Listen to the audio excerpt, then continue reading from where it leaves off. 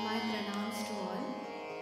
I'll be starting my musical offering with a Meera bhajan. Parase man Hari Charan Kamal.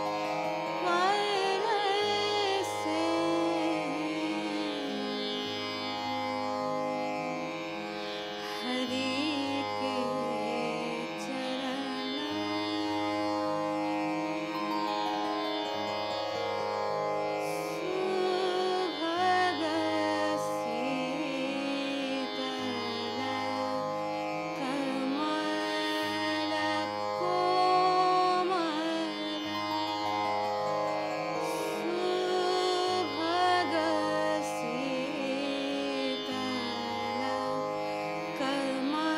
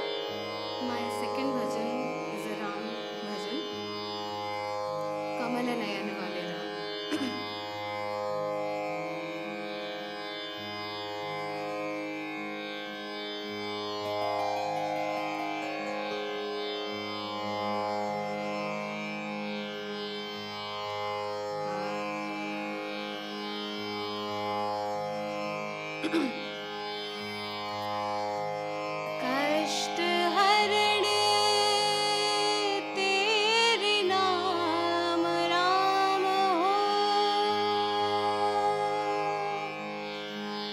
कष्ट हरण तेरे नाम राम हो,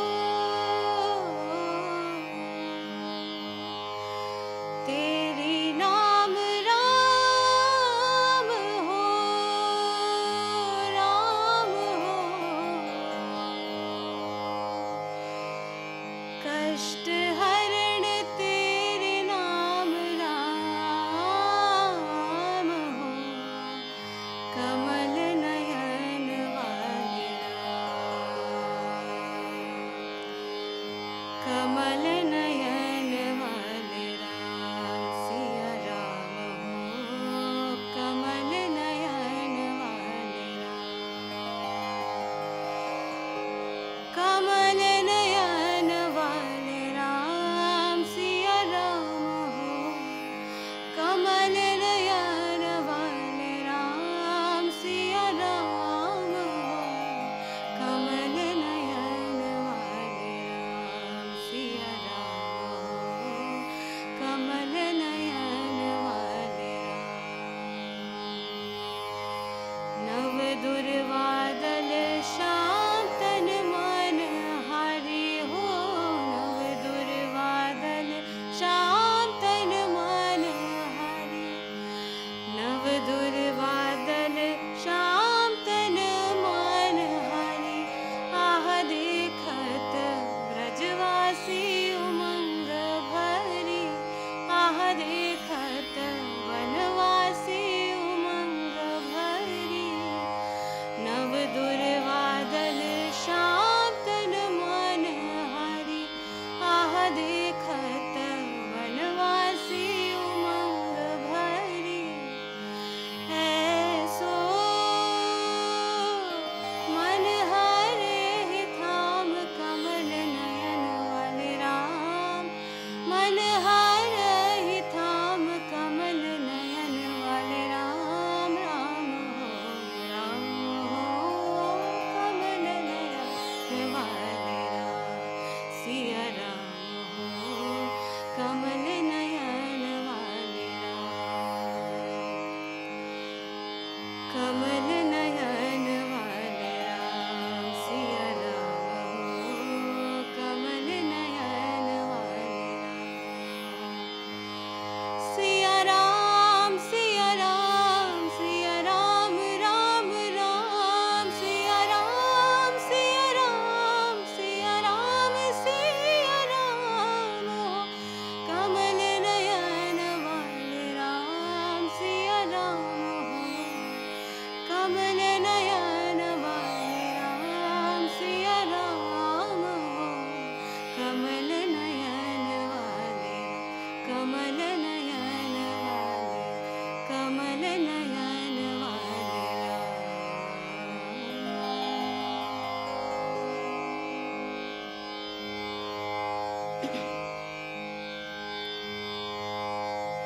The third bhajan is also a Meera bhajan.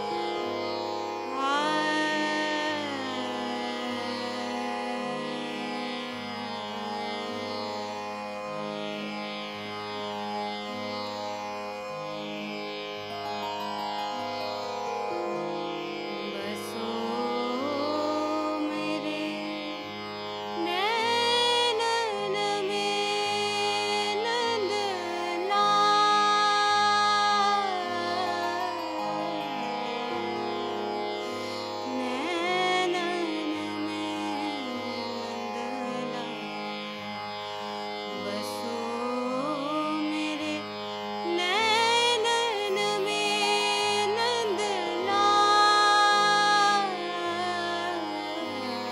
नैनन में नंद लाल, बसो मेरे नैनन में नंद लाल, नैनन में नंद लाल। मोहनी मूरत सांवरी सूरत, मोहनी मूरत सांवरी सूरत, नैना बड़े विशाल, अधर सुधारस मुरली राजत, अधर सुधारस मुरली राजत, उर्वैजंती माल, नैनन में नंद लाल, बसो मेरे नैनन में नंद लाल, नैनन में नंद लाल। क्षुद्र घटिंतिक कटितट शोभित, क्षुद्र घटिंतिक कटितट शोभित, नूपुर सबदर सार, मीरा कहे प्रभु हरि अविनाशी, मीरा कहे प्रभु हरि अविनाशी, भगत वत्सल गोपाल, नैनन में नंद लाल, बसो मेरे नैनन में नंद लाल, नैनन में नंद लाल, नैनन में नंद लाल, नैनन में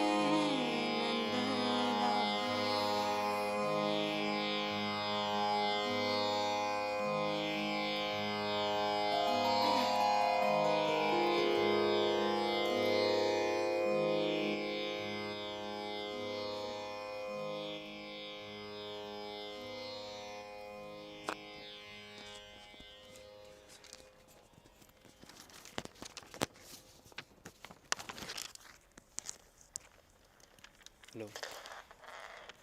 Thank you very much, Monideepa ji, for this beautiful song.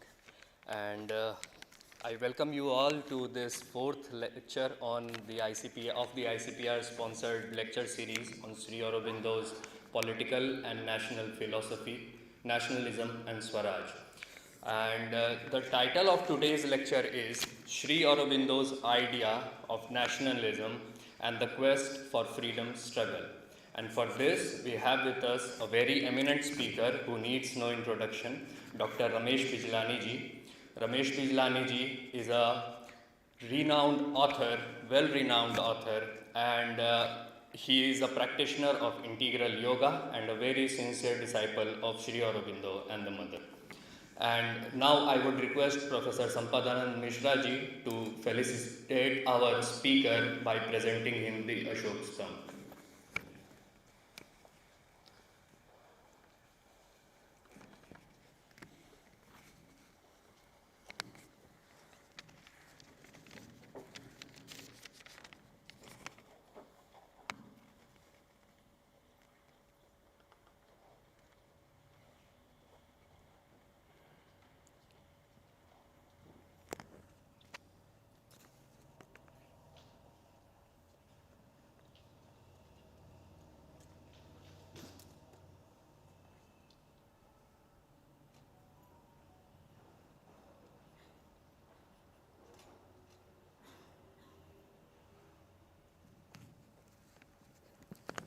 Thank you very much, sir. And this lecture series has been organized by the Center for Human Sciences, Rishihood University, in association with the Ministry of Education, Government of India, and the Indian Council of Philosophical Research. And it is taking place at the Sri Aurobindo Ashram, Delhi branch. So with this, I would now like to invite Dr. Sampadanand Mishra ji to give the opening remarks. Welcome, sir.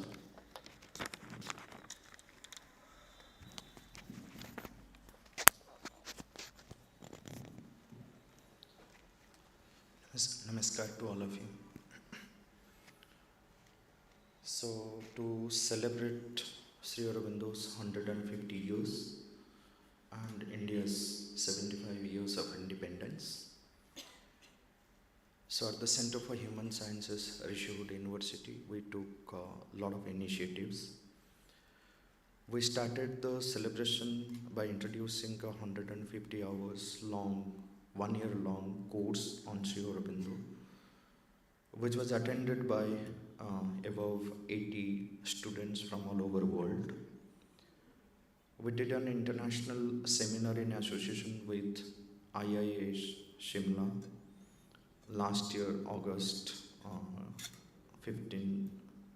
Before that, then we did another national seminar at the Rishihood University on Sri Aurobindo's Life Divine. The first international seminar was on Sri Aurobindo's life, Sri Aurobindo as the Rishi of India's Renaissance. Then we did another national seminar which just got over, and it happened here in the ashram, Sri Aurobindo and Sanskrit, and was attended by hundreds of students and delegates from all over India. And then the Government of India, Ministry of Education has given us this responsibility of organizing a series of lectures on Sri Aurobindo's idea of nationalism and Swaraj, and this is the 4th lecture. Last 2 weeks before, we also had the 3rd lecture here by Devdev Ganguly, who touched upon many aspects of Sri Aurobindo's nationalism. And we keep discussing about his contribution to the freedom movement of India, his idea of nationhood, nationalism, national system of education. So when we contemplate on Sri Aurobindo's idea of nationalism, there are, like few things which come up. One is like his revolutionary spirit, how he wanted a revolution to take place. Second is his idea of boycott, the passive resistance. And then in his revolutionary ideas or his idea of nationalism, what was at the basis was the spiritual force, the spiritual wisdom that was at the basis of it. So I will not take much time, but before I conclude my little welcome address, I would like to read out a quote which was spoken by Chittaranjan Das in the court when he appealed to the court for the release of Sri Aurobindo. So I quote, Chittaranjan Das said in the court, "My appeal to you is this, that long after the controversy will be hushed in silence, long after his turmoil and agitation will be ceased, long after he is gone, he will be looked upon as the poet of patriotism, as the prophet of nationalism, and the lover of humanity. Long after he is gone, his words will have echoed and re-echoed not only in India, but across distant seas and lands. Therefore, I say that the man in his position is not only standing before the bar of this court, but before the bar of the High Court of history." So, However, we discuss and talk about Sri Aurobindo's contribution to the freedom movement, the nationalism, the story will remain unending. With these few words, I welcome you all. I welcome Professor Bijlani ji and all those who are watching online, because the live streaming is on. So I welcome you all, and then I hope that we will have a fruitful session. Thank you.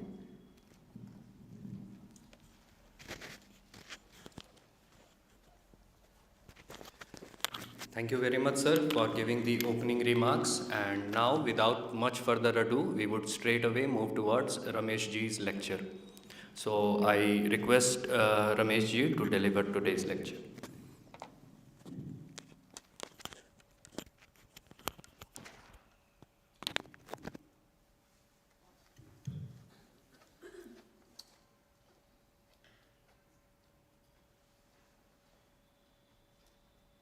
ध्यानमूलं गुरोर्मूर्तिः पूजामूलं गुरोपदं मन्त्रमूलं गुरोर्वाक्यं मोक्षमूलं गुरोकृपा.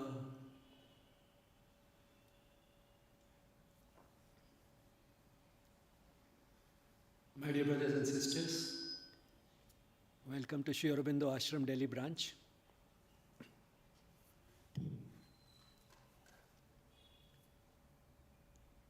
My dear brothers and sisters, welcome to Sri Aurobindo Ashram Delhi branch. I am delighted and grateful for this opportunity to speak in this series of lectures sponsored by the Indian Council of Philosophical Research to celebrate the 150th anniversary of Sri Aurobindo. Not only am I delighted and grateful, but also humbled, because those who have delivered the previous lectures in the series were scholars like Dr. Makarand Paranjpe and Dr. Devdeep Ganguly, and therefore I feel it a great honor to be considered worthy of speaking in the same series. Let me start with not Sri Aurobindo, but with my apologies, with George Bernard Shaw. George Bernard Shaw said that patriotism is the conviction that my country is superior to all the other countries because I was born in it. Now, this sort of gives the impression that although in fact all countries are alike, I consider my country to be superior to all the others, and that's what is responsible for this patriotic feeling. And the only reason why I consider my country to be superior to all others is that I was born in it. But that was not the case with Sri Aurobindo's idea of patriotism and nationalism. To him, the motherland, the country in which he was born, was not just a piece of land somewhere on this globe, where as an accident of birth he happened to arrive. To him, it was truly the mother, and therefore as a son, when he found that his mother was in chains, he felt it was his moral duty, spiritual duty, sacred duty to emancipate it from those chains. And that is what made him join the freedom struggle. But then he also knew that this country is genuinely superior to all others, and it's not because he was born there that he thinks so, because this country had been doing and had to do something for the rest of the world in the very near future. And what that uniqueness of this country is, what is it that this country offers to the world, has been offering for millennia and will continue to offer for a long time to come, that we shall see shortly. But then he was convinced about it, he knew it, and he knew what it was in this country that the rest of the world needs. And that is why he loved this country. So the reasons for loving this country for Sri Aurobindo went beyond the personal reason of just being born here. And one might say that still there might be some bias involved in this type of impression that he had. Recently, Michael Miovic, a psychiatrist at Harvard Medical School, and more than that, a disciple of Sri Aurobindo and the mother. He said in one of the talks, which is there on YouTube, in which he said that when you fly from the West towards India, and he keeps coming to India quite frequently, when you travel, when the airplane is in the Indian airspace, you feel a change in the atmosphere. You feel a certain peace descending on you. That is the type of peace that descended on Sri Aurobindo when he arrived at the Bombay port in 1893. And that is the type of change in atmosphere that the mother felt when her ship was approaching Pondicherry, several miles away in 1914.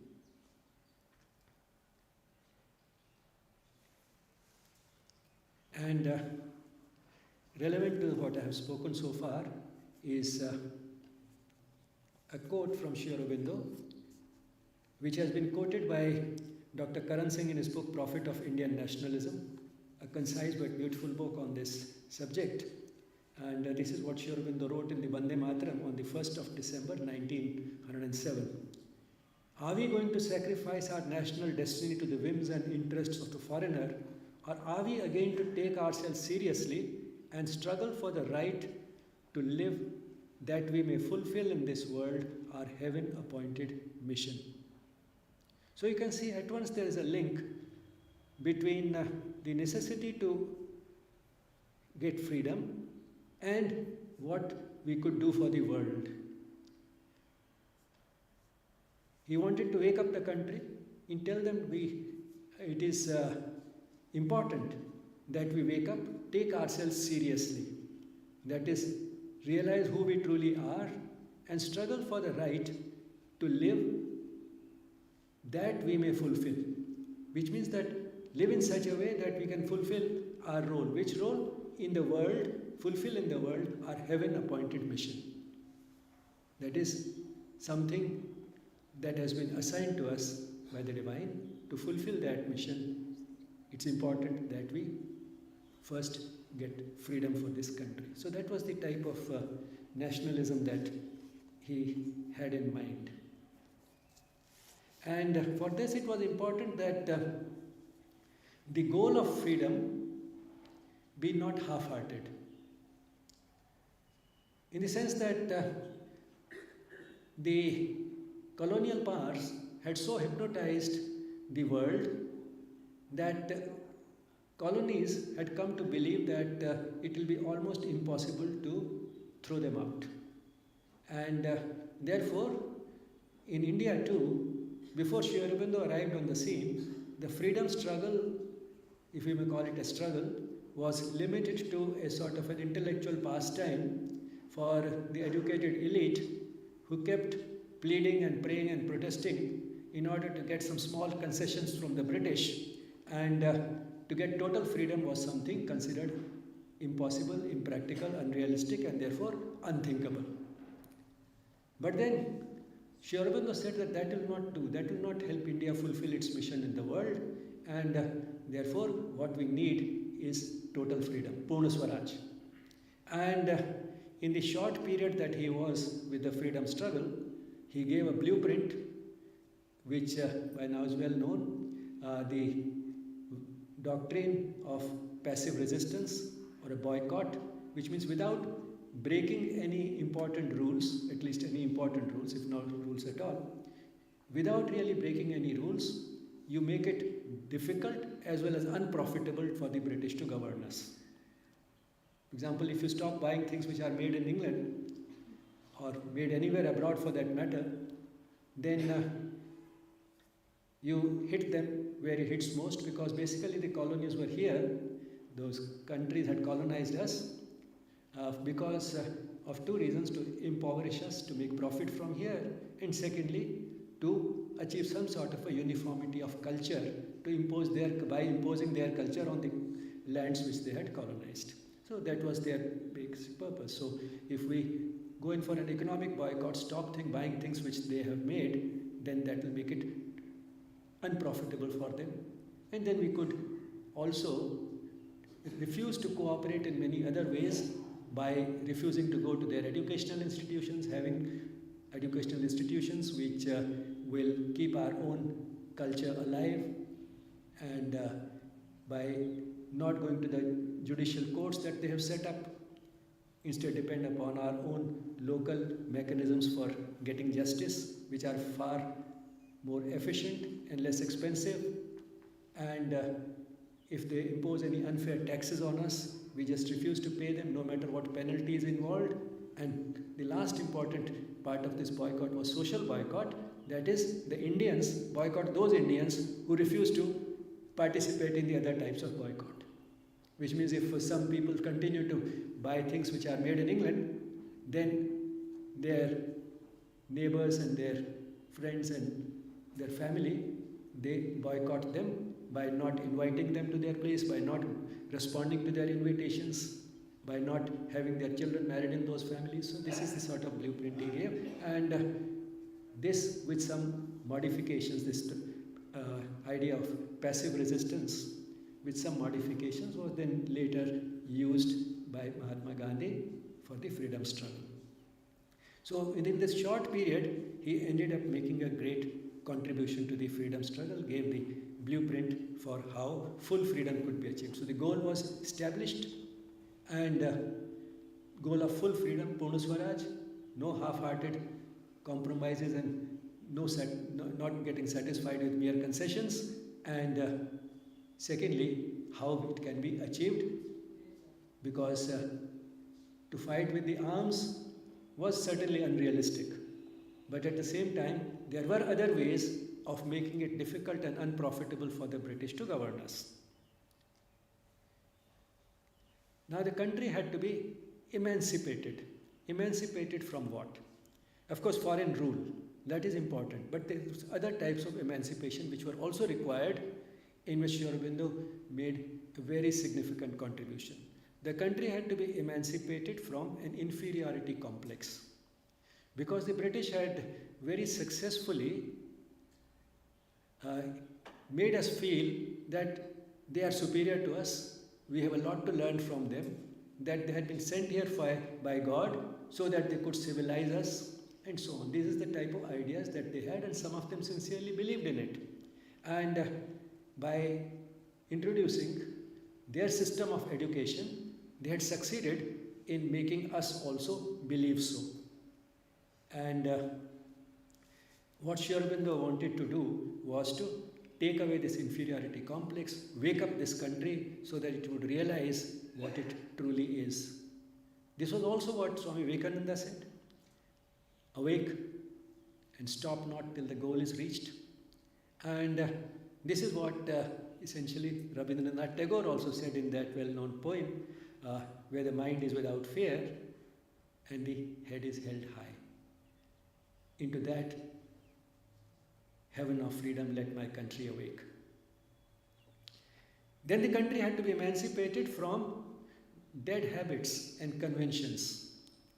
We had somehow come to see a dichotomy between worldly life and spiritual life, and the result was that for the common man who was living an ordinary worldly life, a householder's life, spirituality had come to be restricted to a few rituals and ceremonies which were particularly observed on special occasions like birth, marriage and death. The rest was all optional. It was considered that we have no time for spirituality. Spirituality and worldly life are poles apart.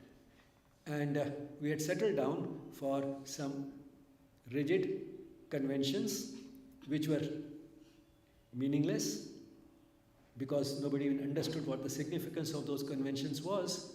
And the true spirit of spirituality had been expelled from ordinary life, and this is what in fact had led to the degeneration of worldly life, which in turn led to slavery, which in turn further hardened this type of an attitude, because when a country is enslaved, then the first way the society feels it can assert its identity is by sticking to its conventions, so that becomes their identity. This is what we do and this is what those rulers don't do, and therefore this makes us different. So that becomes their way of asserting their identity.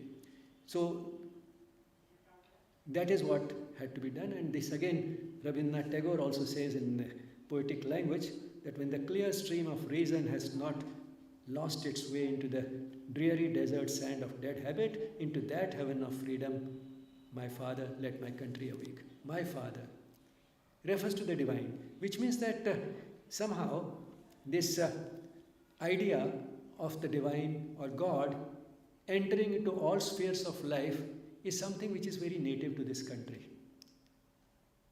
He was talking about coming out of these dead habits and moving towards the clear stream of reason. But then for this, whom was Rabindranath Tagore praying to? God, my father. And if one looks at Sri Aurobindo's Foundations of Indian Culture, the one thing that emerges from that book is that spirituality is the core of the Indian culture, and that it permeates every aspect of life. Literature, art, music, dance, drama, and even politics and economics. It enters every aspect of Indian life. And this is something which survived even slavery, could not be weeded out completely. It could be sent to sleep, but it did not die. And therefore, when Sri Aurobindo talked about nationalism being a religion, he was only echoing this aspect of the Indian culture. And he brought in a spiritual approach to politics and considered nationalism to be a religion because to him, the motherland was a mother who had to be emancipated, and therefore he looked upon the motherland as a goddess, and that's how religion came in. And this was a sort of a spiritual approach to politics which appealed to the people in the country because that was the core of this country's culture.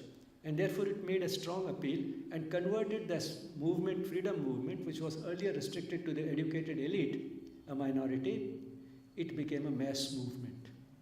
So he succeeded in making it a mass movement, and that was a very important contribution, again, because apart from the blueprint that he gave, freedom could not come unless the masses participated in the movement, and this participation of masses became possible because it went to the core of the Indian culture. It appealed to the people, and since the majority happened to be Hindus, it appealed to the Hindus more than the others, but that does not mean that his nationalism was exclusive. It was an all-inclusive nationalism, but then since the majority of the population happened to be Hindus and he brought in this spiritual approach to the freedom struggle, the people to whom it appealed the most happened to be Hindus. But that was incidental. But in fact, his nationalism was not exclusive. It was an all-inclusive nationalism, which we shall see again in a moment from what he himself said. So firstly, here the freedom movement could not be anything but spiritual in nature because that was the core of the Indian culture. It permeated every aspect of life. It had to permeate also the freedom struggle. That was inevitable. And in fact, if you find that this is what continued and helped Mahatma Gandhi also when he entered the freedom struggle, the mass bringing in the masses had already been done by Sri Aurobindo, and the spiritual approach had been introduced, which Mahatma Gandhi continued. He also had a spiritual approach to the freedom struggle, and he also involved the masses. And without these two elements, one which is at the core of the Indian culture, and second, without this mass participation, nowhere in the world can freedom be achieved. The masses have to participate, and that's what happened because of this approach which went to the very heart of the Indian culture. And therefore, Sri Aurobindo calls Sri Aurobindo's nationalism spiritual nationalism.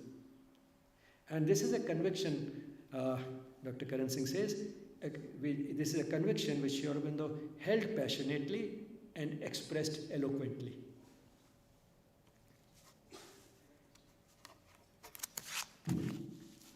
Now, the all-inclusive character of his nationalism, Sri Aurobindo's nationalism, again comes out through this passage, which is from the Vande Mataram of the 22nd of December 1907. Nationalism depends for its success on the awakening and organizing of the whole strength of the nation. It is therefore vitally important for nationalism that the politically backward classes should be awakened and brought into the current of political life. The great mass of orthodox Hinduism, which was hardly ever touched by the old Congress movement, the great slumbering mass of Islam, which has remained politically inert throughout the last century, the shopkeepers, the artisan class, the immense body of illiterate and ignorant peasantry, the submerged classes, even the wild tribes and races still outside the pale of Hindu civilization, nationalism can afford to neglect and omit none.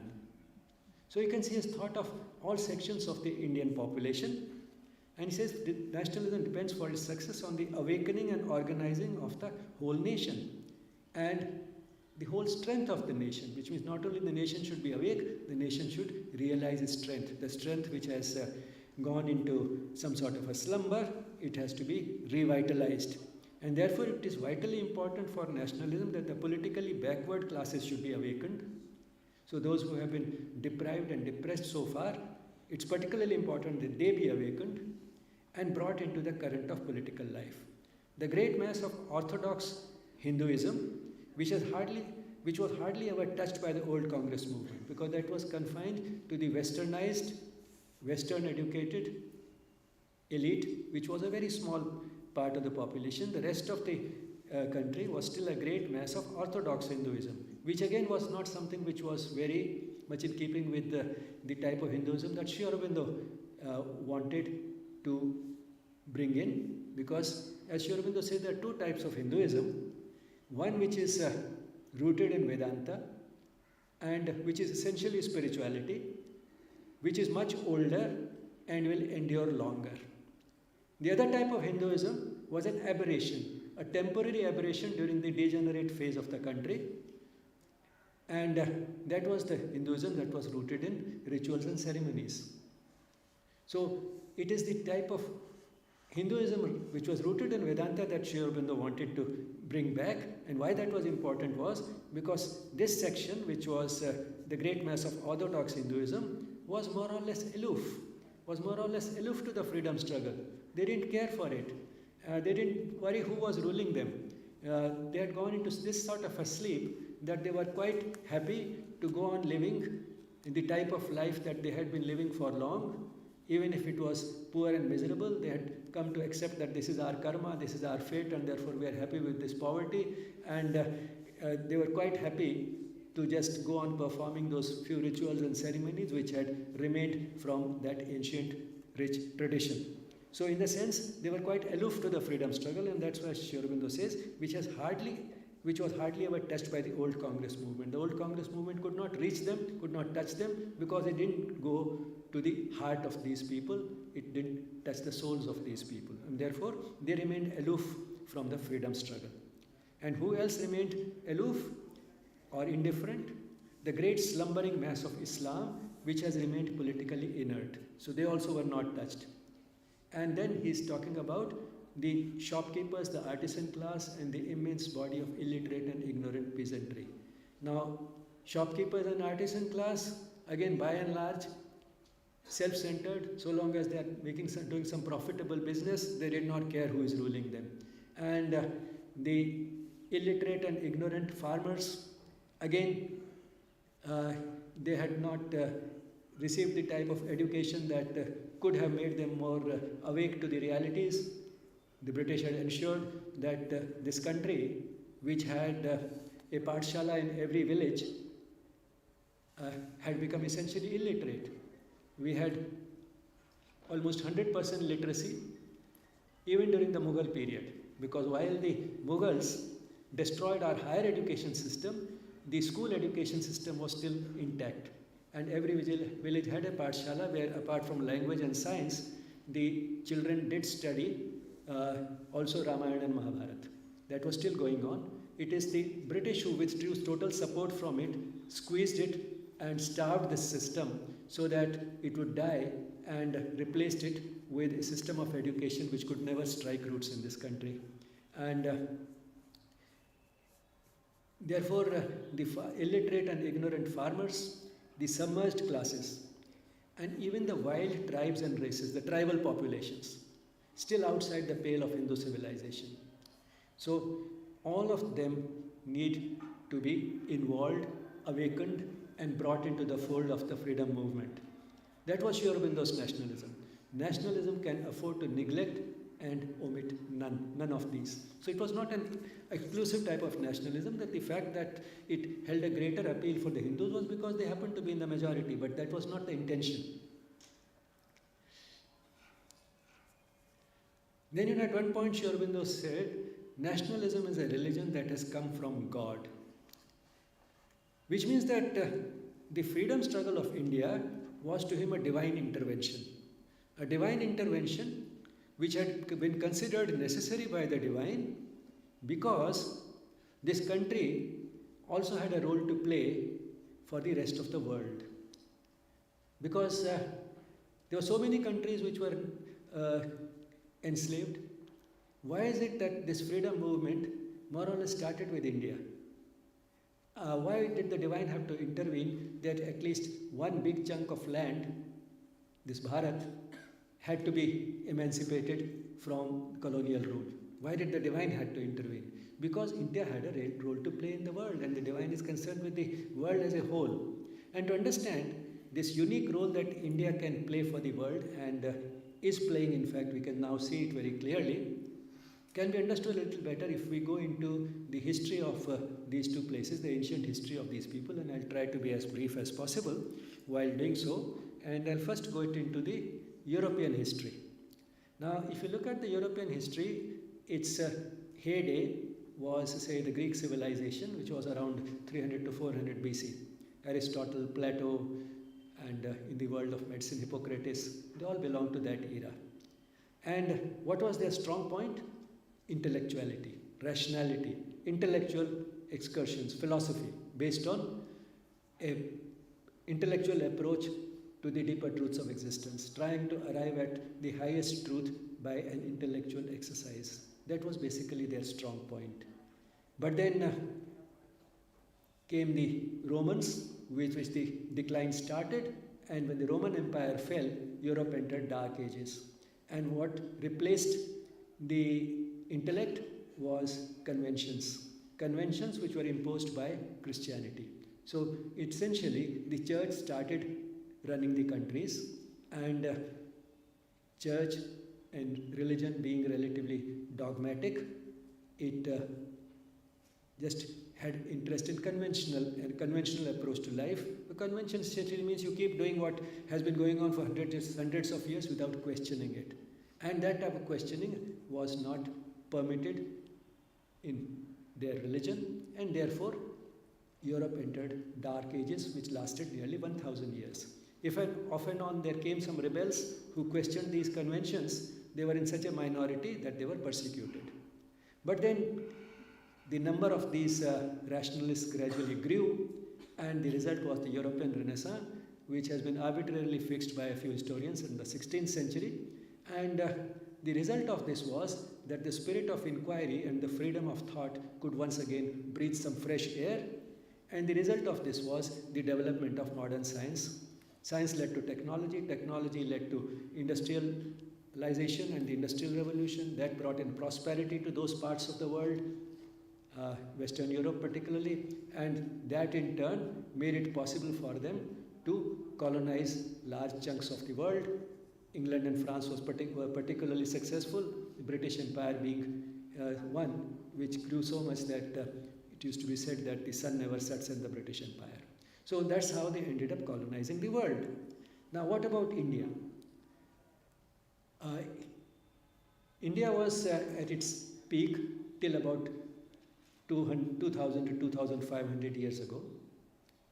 And in that sense, we were at our peak when the Greek civilization was also at its peak in Europe around the same time, around 2500 years ago. But of course, our history went back at least another 2500 years, which means And the Vedic age is at least 5,000 years old, and now there are many evidences to show it was in fact much older, although the recorded documents like the Vedas have been placed at about 5,000 years, but in fact the tradition is much older than that. And so for at least 2,500 years we had sustained productivity, but in which area? Primarily in the area of spiritual wisdom. So while the European civilization at its peak during the Greek period was basically an intellectual civilization, we were a spiritual civilization around the same time. And they entered the Dark Ages because of the type of influence, because of the attitude that the Romans had to the civilization, and later the emergence of Christianity and so on. But then we also entered our Dark Ages. But then it was not really very visible, and one of the factors which might have contributed to our Dark Ages was mere exhaustion.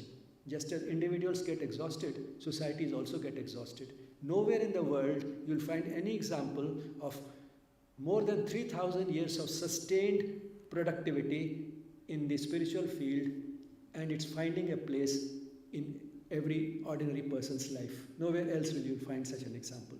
But that's what India had been doing for about 3,000 years, till about 2,000 years ago, when that decline started. But then the momentum built up was such that this decline was not felt till about 1,000 years ago. Till about 1,000 years ago, India was second to none in terms of arts, literature, music, dance, drama, and even science and technology. In fact, the very word navigation comes from now. We were the leaders in navigation. And it is said that Vasco da Gama depended upon Indian sailors to travel west. So we were ahead of the rest of the world in every field till about 1,000 years ago. But then once the degeneration had set in, came in that dichotomy between worldly life and spiritual life.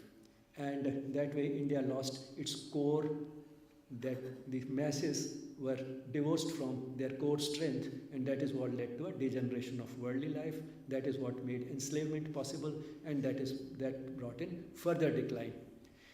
So during that decline, during our Dark Ages, which started about 1,000 years ago, we became very conventional in our approach. And Aurobindo says that in his major work, The Human Cycle, that every society goes through this cycle of going through an age of convention and then emergence of the age of reason. And that happens because some people will continue to be born, will continue to question the conventions which don't make sense, and they would like to have a more rational approach to life. That's what brought in European Renaissance. But in India that did not happen because of slavery. Only now we are making those shuffling steps towards the age of reason. But then what was the result of Europe entering the age of reason about 400 years ago? Not only science, technology and industry, but also a great reliance on the same instruments for wiping out the problems of human existence. The instrument that had helped the growth of science and technology, that is rationality, was pressed into service for solving the problems of human existence. And what are those problems? The problems are basically inequality, injustice, cruelty, misery and suffering. Now, it was thought that now all these problems will be wiped out. Now that we have science and technology and we have the major tool rationality, we can wipe out all these problems. But it did not happen. Not only science and technology did not do it, when the same instrument of rationality was pressed into service to come up with systems of education and systems of government, even that did not work. Look at two contrasting systems of government which came up during that period, when the hopes had been given up that science and technology and industry alone will be able to do it. And what were these two systems? Communism and democracy. Both very rational, both very well intentioned. Who can have an argument with, say, communism, from each according to his capacity to each according to his needs? You can't have any quarrel with that, to achieve equality. And who can have a quarrel with everybody being equal, everybody having a vote and therefore being able to elect a government, whatever the majority of people want, that those people govern them for a limited period of time, and if they don't do well, they fight the election again, and if they have not done well, they lose. Nobody can have any quarrel, very well intentioned. So the people who have been elected by the people will naturally work for the interest of the people. And then came up that slogan of the French Revolution, liberty, equality and fraternity. And Sri Aurobindo says that slogan is ideal, but then unrealistic at the present level of human consciousness. Why? Because democracy tried to give some liberties to people, but then because of that, it was exactly because of that it could not achieve equality. And communism tried to impose some sort of an equality, some semblance of equality, but that they could do only by taking away liberties. And therefore you cannot have both liberty and equality simultaneously at the present level of consciousness. The key to that achieving both liberty and equality is fraternity, brotherhood, a sense of universal brotherhood and sisterhood based on the fact that we are all one. And what is it that gives us that feeling of oneness? Spirituality. Because only at the spiritual level that we can realize this, that we are all one. And that is how spirituality becomes relevant. So he says it is this sense of oneness which genuinely gives us that psychological product in the form of universal brotherhood and sisterhood, which will lead to both liberty and equality. Because if everybody is my brother or sister, then I can't keep myself free and keep my brothers and sisters in chains. Or if I am well fed, I can't keep my brothers and sisters starved. So both liberty and equality will be achieved if there is fraternity. And fraternity cannot come without that spiritual touch. And that is where, and therefore he said that all these approaches based on rationality like communism and democracy and so on are destined to fail. Why would they fail? Because although they are rational and they are well intentioned, when they will be implemented by people at the ordinary level of consciousness, then there will always be some in any society, irrespective of the system of government, who will be more powerful, who will be more wealthy, or who will be more intelligent, who will be more hardworking. And these people, particularly those who are ruling the people, they'll be able to corner more of the resources for themselves, and they'll also be able to justify it.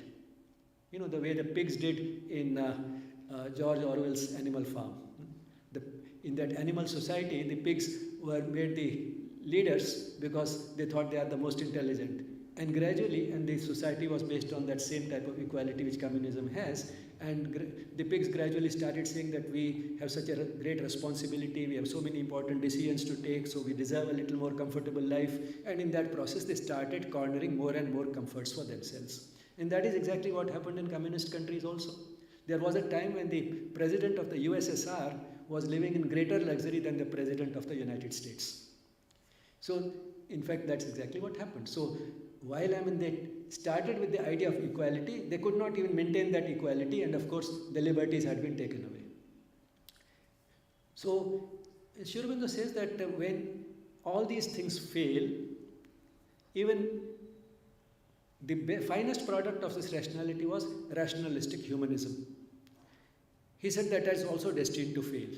And why would that also fail? Again, because so long as the present level of human consciousness continues, any of these approaches is bound to fail. And when all the approaches based on rationality fail, then for solving the problems of human existence, whom will the West look up to? Something which is higher than reason, something that is beyond reason. And where will they find it? In ancient Indian spiritual wisdom. So that is what made it very necessary that after this experimentation with all these approaches based on rationalities would be exhausted in the late 19th or early 20th century, that was the time when Sri Aurobindo was around and could see clearly that that is the time when the West will start looking up to India.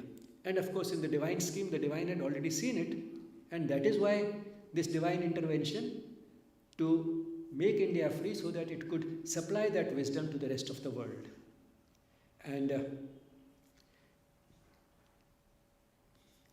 That is what made the West very receptive to ancient Indian wisdom, and in a way, the landmark in this, which showed that the Western world was truly becoming receptive to ancient Indian wisdom, was the way Swami Vivekananda's address was received in 1893 in Chicago at the Parliament of Religions. That was a sort of a landmark. Although, India becoming a Vishwaguru is a process, it's not an event. Getting freedom on the Independence Day can be an event, but the India becoming a Vishwaguru is not an event, it's a process. But if we have to look at a milestone in that process, 1893 was a milestone. And in a way, 1893 seems to be a very important year in the spiritual history of the world. That was the year in which Swami Vivekananda delivered the famous address at the Parliament of Religions in Chicago. That was the year in which Aurobindo returned to India from England. And that was the year in which Swami Yogananda Paramahansa was born. So 3 important events happened in the same year, 1893. And each one of them had a role to play in providing the West ancient Indian wisdom in the form in which they could receive it. Swami Vivekananda, Sri Aurobindo. Swami Vivekananda went to the West. Sri Aurobindo did not go to the West, but his influence spread because the receptivity was high. And Swami Yogananda Paramahansa again went. So alternately they kept, one went, the other didn't go, the other again went. So alternating to actually go to the West. So that kept happening, and that process is still continuing with many living gurus now. So that process of supplying ancient Indian spiritual wisdom to the West succeeded because the West was receptive, and the West was receptive because they had exhausted the possibilities of reason and found that reason does not work, and therefore they were highly receptive to it. And that is why the world needed it. And therefore, for being able to play this role, India had to be free. And what is the larger sort of message or mission behind this? The mission is not only to supply ancient Indian wisdom to the West so that the problems of human existence can be solved. Just by getting that wisdom, they will not be solved, in fact. They will be solved when that wisdom is put into practice. And how is that wisdom put into practice? By living a life which is more in keeping with that wisdom. And what does that lead to? That leads to a rise in consciousness. And what does that mean? Essentially, the consciousness, instead of being ego-driven, becomes love-driven. And what is the character of that love-driven consciousness? That it can see more clearly and bring into life more visibly the type of pattern of life which is based on a sense of oneness. Because love, oneness and intimacy, they go together. Whom are the people whom we are the closest to? Whom are the people whom we love? Who we feel are more like us? They look like us, they speak the same language, they dress like us, and so on. The sense of similarity or oneness is what leads to intimacy and love. Now, while there are many differences between people, we are a diverse race, the human race is diverse. At a certain fundamental, deepest level, we are all one. And what is that level? That is the spiritual level. Because in one way we can say that we are all manifestations or visible manifestations in a visible form of the same God. A simpler way to put it is we are all children of the same God. But look at it in any way, since our source is the same, the divine essence is the same, we have a certain fundamental oneness. And when that oneness is recognized, that is what leads to that rise in consciousness, which is love-driven. That is what leads to fraternity. And that is what will change the world. That is what will wipe out the problems of human existence. So in fact, the larger sort of mission in the divine scheme seems to be that the West, which had started with an intellectual civilization, then even that was taken away and banished, and it became a conventional society, and then reason was brought in again and led to all this development in science and technology. Now that part of the world is becoming ready for an approach which goes beyond reason, and here is a source available. So that has to be provided so that that part of the world also starts participating in this rise in consciousness. And of course, India also has to do the same, and that's why India was being woken up. India has to go through the same process. Doesn't mean that we'll take 400 years to do so. We can do it much faster because it is in our blood. But all the same, essentially the process has to be the same. And we also have to bring spirituality into our everyday life, live a life which is based on those deeper truths of existence. And that is what will truly lift the consciousness of the world. Doesn't mean that the entire population of the world will be affected by it. What is important is that a large number should be affected. The numbers are important. When the numbers are enough to be able to influence the affairs of the world, and then the world will change. So the spectrum of consciousness is wide today and probably will continue to be wide. But then what matters is the average level of consciousness, and the average depends upon the numbers. As the numbers multiply, the average will rise, and then that will become the dominant force, the dominant type of consciousness, the dominant power that will run the world, and that is what will change the world and make it a better place to live in. So in a way we can say that India's freedom will enable, the way Sri Aurobindo saw it was that India's freedom will enable India to play a better role, or play its role better in the rest of the world. That in turn will lead to a sense of oneness in the human race, that's human unity. That's why the twin work of that human cycle is the ideal of human unity. And this will depend in turn on what one may call the project consciousness. That is a project of lifting up the consciousness of the human race. So India's political freedom, to Sri Aurobindo, was not actually, truly speaking, the goal. It was, you can say, a milestone. Perhaps a better word would be to say it was a stepping stone. And even better, it was the springboard. So India's political freedom, to Sri Aurobindo, was the springboard from which the world could take a plunge into the pool of consciousness, so that the human race could swim to the safety and security and peace of a soulful existence. So that is what freedom of the country meant to Sri Aurobindo. Now one might say that for all that, why was the freedom of the country still necessary? One can still question it. India could export that wisdom even without being free. Swami Vivekananda did it much before the country became free. So one could have continued that process. But all the same, it does make a difference. Because even if the world needs something, large numbers, masses will accept it more easily from a country which is free. In my school, our principal, who also taught us English in class 11, Mr. Lal, he had a diploma in teaching from England. And so he would have gone to England sometime in the 1930s to get that diploma in teaching. And he said that when he was in London and he was living in a house, it's common practice to live in a house where you have a landlady, because they gave away part of the gave away part of the house on rent to students to make some money.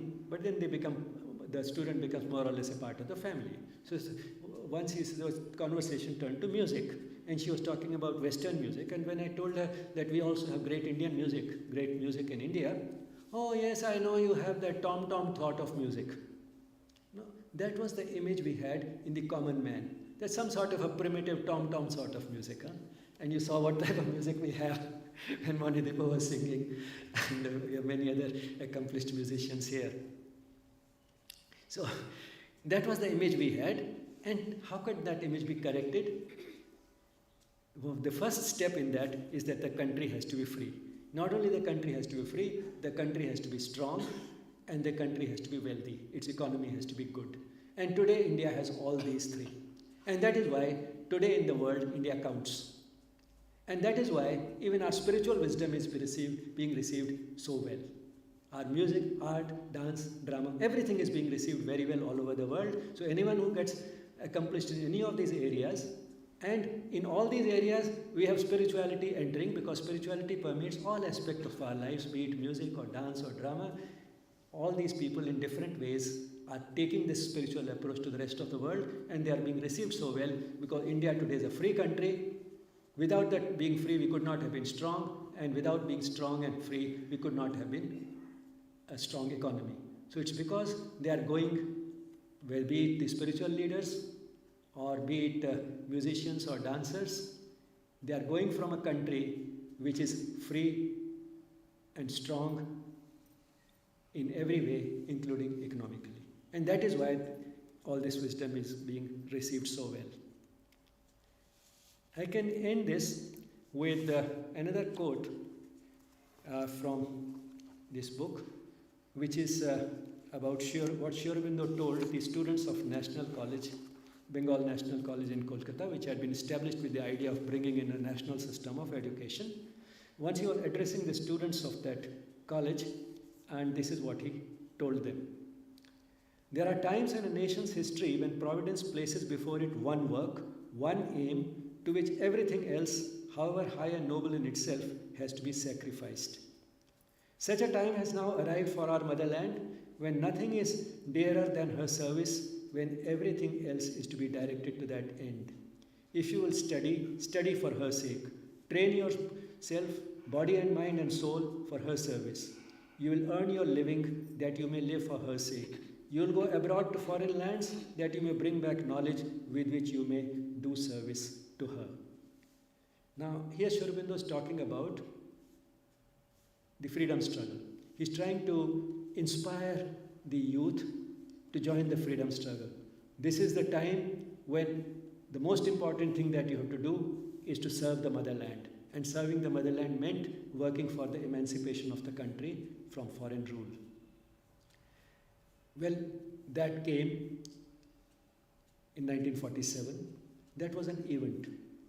But then, emancipation of India did not mean only emancipation from the foreign rule. It meant also emancipation from dead habit and convention. And it meant emancipation from confining our spiritual practices to rituals and ceremonies. It meant all these things. These are not an event like the gaining the independence. These are a process. And therefore, if one was to just sort of interpret service in a different way, this passage is extremely relevant even today.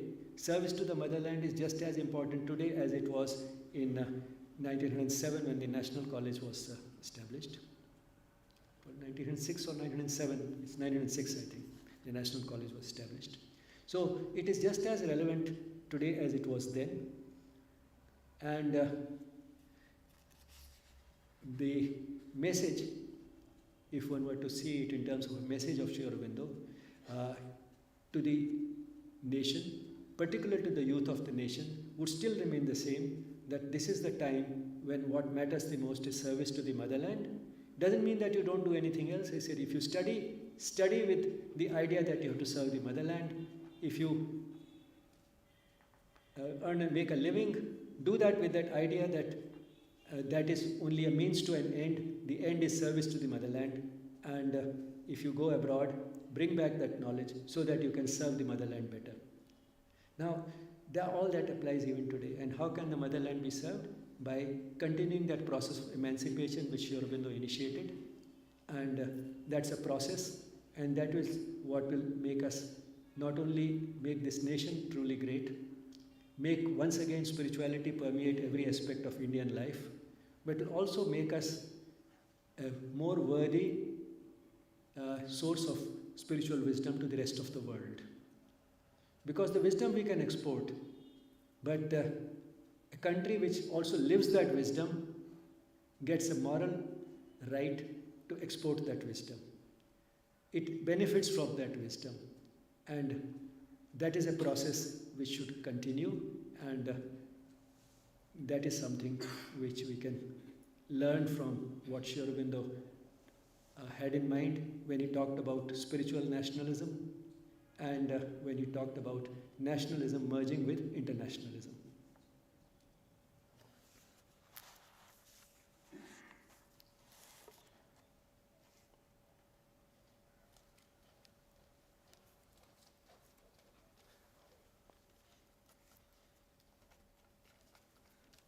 Thank you very much, Dr. Bijlani, for this great talk. And we started by discussing how Sri Aurobindo's love for India was not just limited to him being born here, but it went beyond that.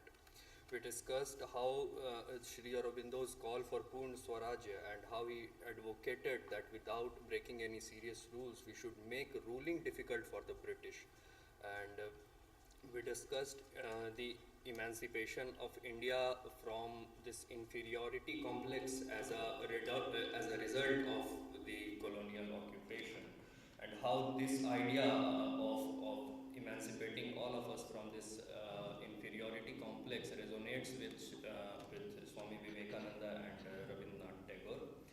We discussed the need for awakening the backward classes and their mainstreaming into the political life. And we also discussed an interesting idea that how we cannot have equality, liberty, and fraternity together at the same time in our present stage of consciousness. But there is a need for the spiritual element to bring these all ideas together. And finally, we discussed with the metaphor of a springboard, that how India's freedom can act as a springboard from which the whole world could take a plunge towards a greater consciousness. So thank you very much, sir. And now I would request the audience, if they have any questions, they may go ahead, please.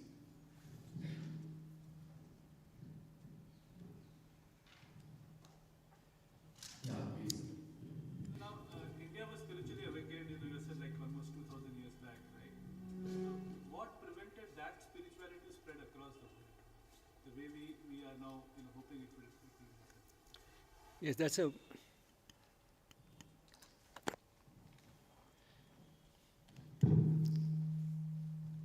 the question that has been asked is now Indian spiritual wisdom is spreading all over the world. What prevented it from spreading 2,500 years ago or even earlier?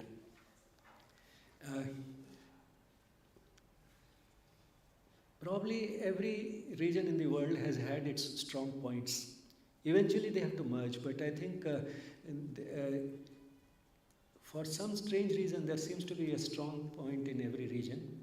The Western world was probably more geared to intellectual effort, and the East more to the life of the spirit, particularly India. And that's why if you look at the major religions of the world, all major religions of the world took birth in the East. And that did not prevent science and technology from developing, but the strong point of the East was always this. One can't say that actually it prevented it altogether, because there has been to and fro exchange between India and China, India and the West, even in those days. But probably what has contributed to a greater possibility of dissemination now is once again modern science and technology. Because if you look at it sort of in the larger scheme of things, if the divine scheme is for this world is that the consciousness of the human race should change, and that is the destiny of this planet, then even what human beings have been doing as without being conscious of it, without intending to do so, has been contributing to that process. So science and technology contributed to it by making dissemination easier, and the way it has done it in the last 50 years has been more than what it did in the preceding 400 years. That also we can see with the growth of the internet and all that.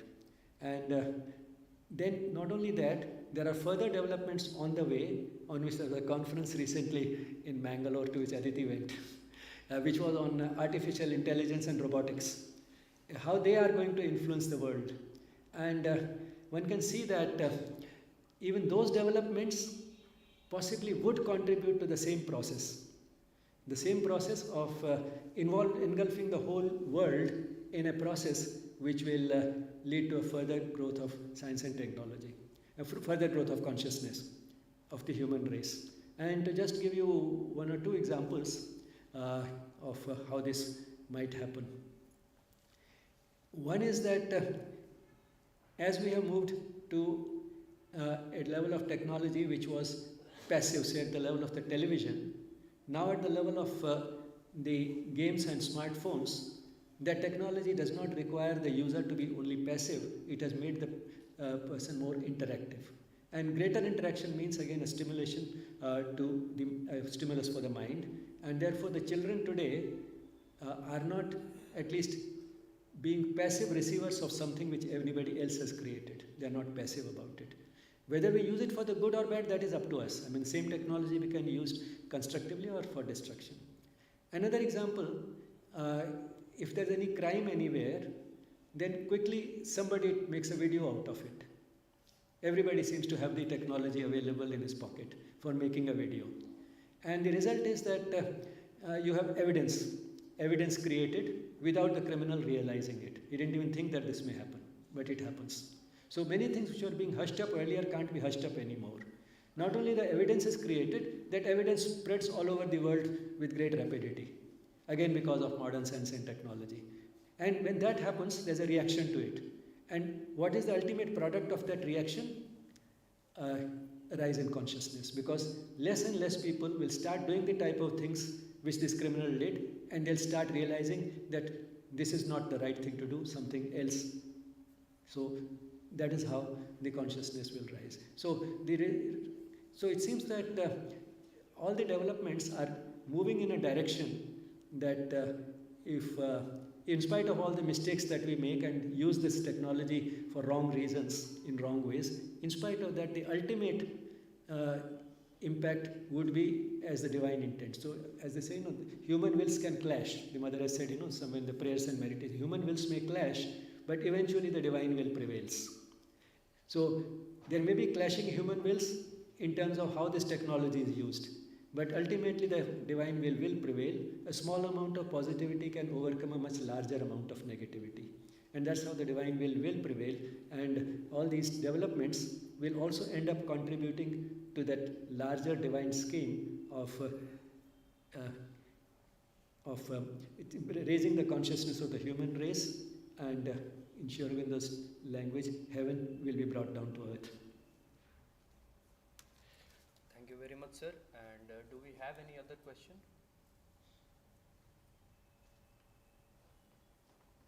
Yeah, there, please go ahead.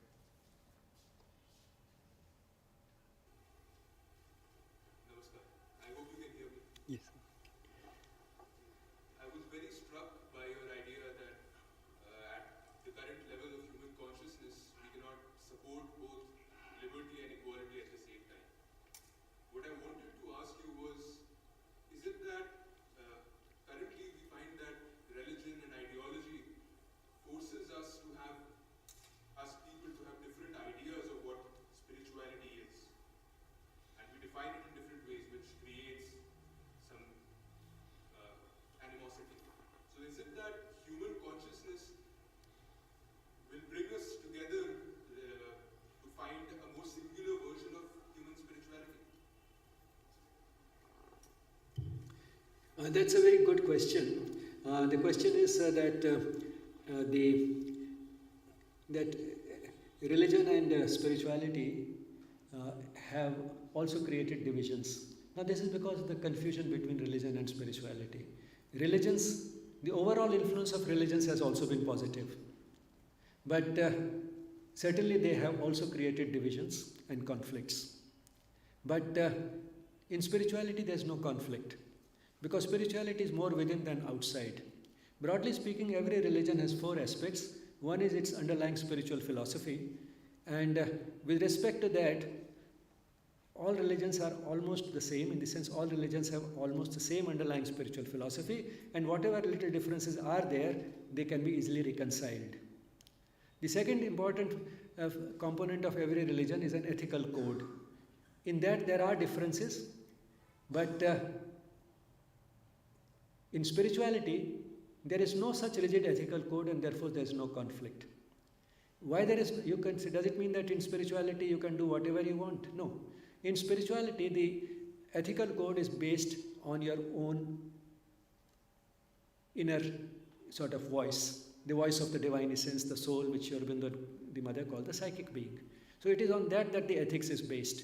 And that is a level higher than a written ethical code, any written ethical code, because it has universal validity at all times, all places, and it provides situation specific and individual specific guidance at the moment very quickly and clearly. The only thing is we have to pay heed to it. So that is the type of ethical code which spirituality has, which does not come in conflict with any other ethical code, but at the same time goes beyond every other ethical code. The third component of any religion are the rituals and ceremonies associated with it, and the fourth are the myths and legends. Now it's these rituals and ceremonies and myths and legends which give an identity to a religion. They are the outer aspects of the religion, the external and more visible aspects of the religion, and least important, but given maximum importance sometimes, and that is what leads to conflicts. So the conflicts will go as we move away from religions towards spirituality, and that is also one of part of the vision of Sri Aurobindo, that the world as a whole will move away from religions towards spirituality. And that is also taking shape, and because of the greater receptivity in the West, this movement is also much more visible in the West than in India. And what is the evidence? The evidence is an issue of the Time magazine, I think, which was around 2012 or something. Every year in the Time magazine, they have one issue dedicated to 10 ideas that are changing the world. In that issue, which was, I think, around 10 years ago, they said that one of those 10 ideas, which is changing the world, is the growth of nuns. N-O-N-E-S, nuns. Who are these nuns? Nuns are people who say that we have no affiliation with any organized religion, but we are spiritual. This is the largest growing population in the world today in the West. So many young people, an ever increasing number of young people openly tell the census officer, if he goes and asks them, what is your religion? They say, I have no religion, but I am spiritual.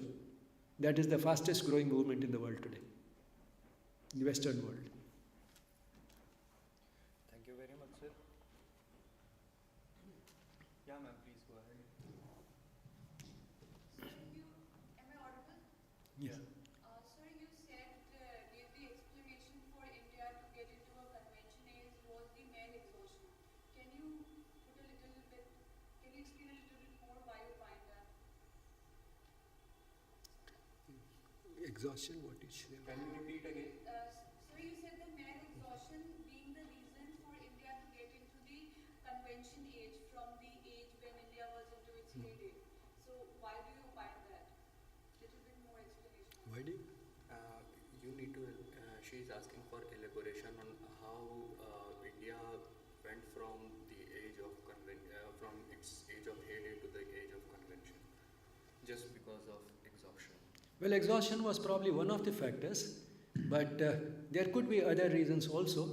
And one of the things that led to this was the idea that the divine is real, whereas the world is an illusion. The world is an illusion. Now, illusion is true. Illusion is what? That the appearance is different from the reality. Yes, the appearance is that I see this table, I see all of you individually, I see plants and animals and so on. That is the appearance. But that is not the deepest reality of all these things. The deepest reality is the divine. So in that sense, the appearance is different from reality, and therefore the world is an illusion. But then it was misinterpreted. The interpretation given was that the world is a falsehood. And since it is a falsehood, we need not take any interest in it. Those of us who are obliged to take interest in it because of various obligations and compulsions and responsibilities are just wasting their time, but at the same time we have no choice. Lucky are those who are able to renounce this world, go away to the Himalayas or to a cave and pursue what is real. So they are pursuing the reality, we are lost in an unreal world, a world of falsehood which has no value. What we forgot was that this apparently unreal world also is a manifestation of the divine. It is another form of the divine. So you cannot accept one form of the divine, that is the invisible and the unmanifest, and reject the other form that is visible just because it happens to be temporary. Yes, it is a temporary reality. It is a partial reality. But at the same time, at the core of it is the same invisible reality which we are accepting as real. So the form that it has taken, just because it is temporary, we can't reject it. So this is something which we forgot. So In fact, not only it is real, but in fact it is what has been given to us as a vehicle so that we can fulfill the purpose of human life, so that we can realize that ultimate reality better. It's not by just running away from the world and going to the Himalayas that we can do it. It can be done also while engaging with the world, engaging without getting attached and involved. Love without attachment would be the key to this process. So love this world, but do not get attached to it. So that is what that illusion should make us conscious of. Say, to give a very simple example, if you have a number of pots of clay, the deepest reality of all those pots is the clay of which they are made. But all the same, while the pots last, they are also real. You can't say that the pots are unreal just because they will break one day and will turn into clay. Thank you very much, sir, and for clarifying our doubts and explaining to us the ideas of Sri Aurobindo regarding nationalism and how these ideas contributed in our quest for freedom. I would also like to show my immense gratitude to Sri Aurobindo and the Mother for bringing us all together in this celebration of his sesquicentenary year. And I would like to thank Government of India Ministry of Education and ICPR for making this happen, making this event possible. I would extend my gratitude to Rishihood University and my colleagues for always supporting us, and our technical team for always being present, be it Sunday morning at 6 a.m. Then I would like to thank Sri Aurobindo Ashram and the people here, the beautiful people who are always ready to help us in organizing any event. Just 4 days before, we had a 3-day national seminar, and today we had this lecture. And finally, I would like to extend my warm gratitude to all of you for being present for this talk. And now we will have we will end this session with an invocation by Munitipaji, and then it will be followed by a minute of silence. So thank you.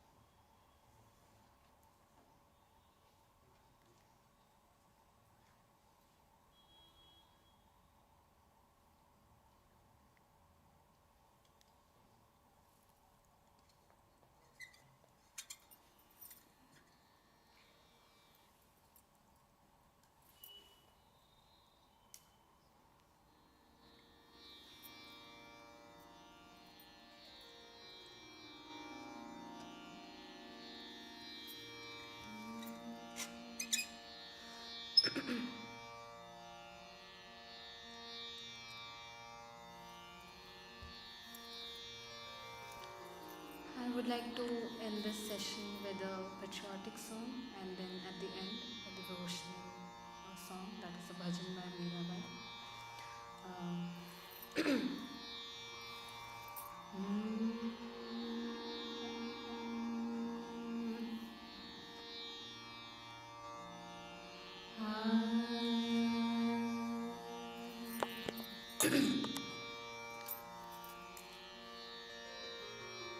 जननी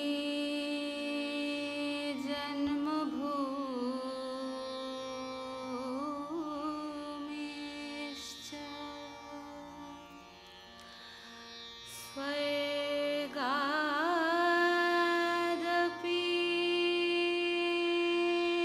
गरीयसे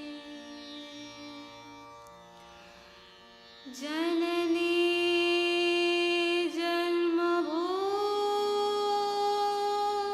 जन्मभूमिश्च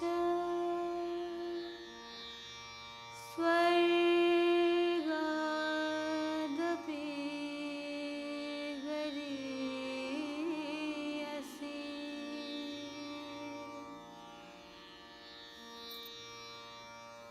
जननी जन्मभूमि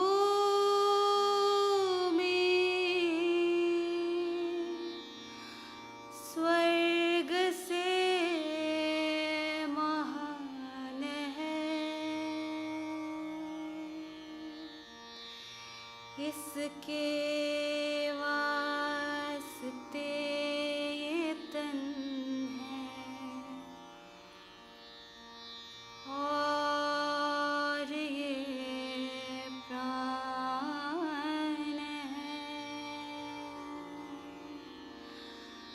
जननी जन्मभूमि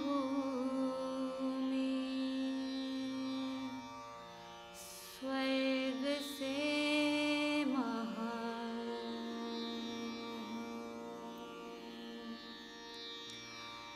है मेरे प्यारे वतन, है मेरे बिछड़े चमन, तुझ पे दिल कुर्बान।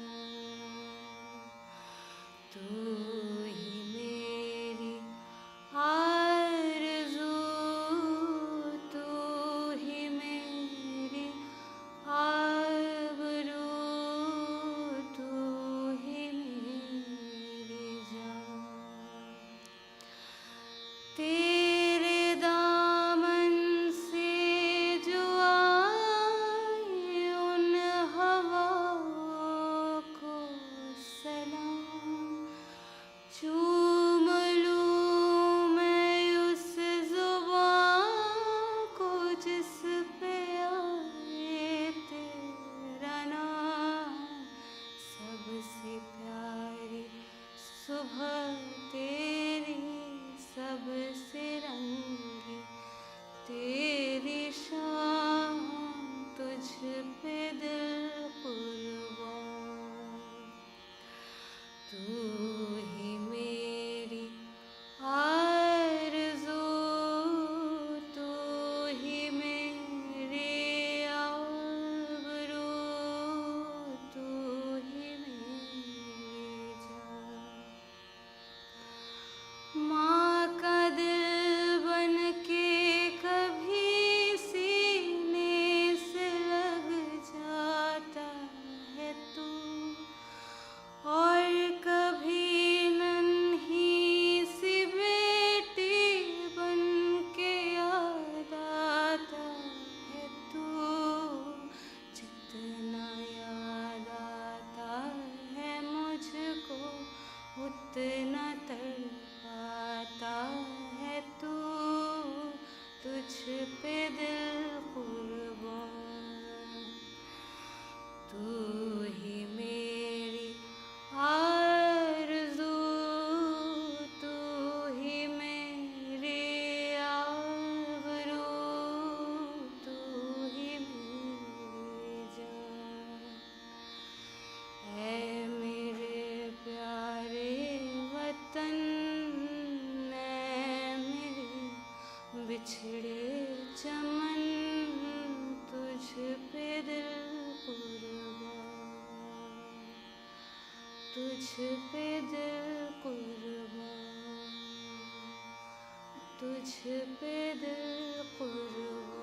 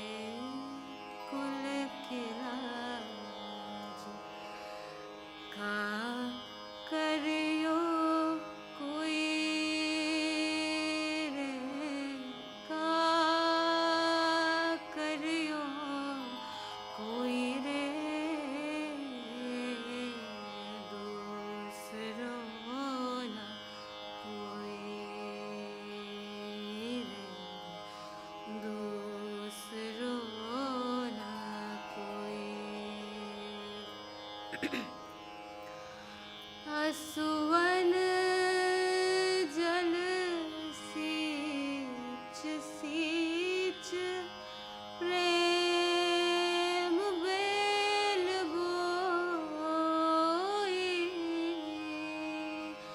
आ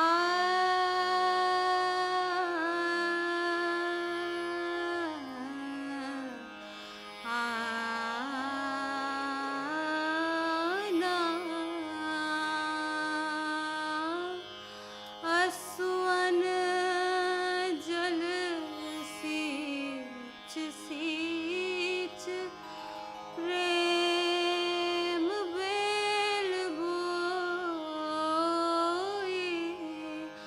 अब तो बेर फैल गई अब तो बेर फैल गई आनंद फल भुई रे दूसरो न कोई रे दूसरो न कोई जाके सिर मोर मुकुट जाके सिर मोर मुकुट मेरो पति सोही रे दूसरो न कोई रे दूसरो न कोई रे दूसरो न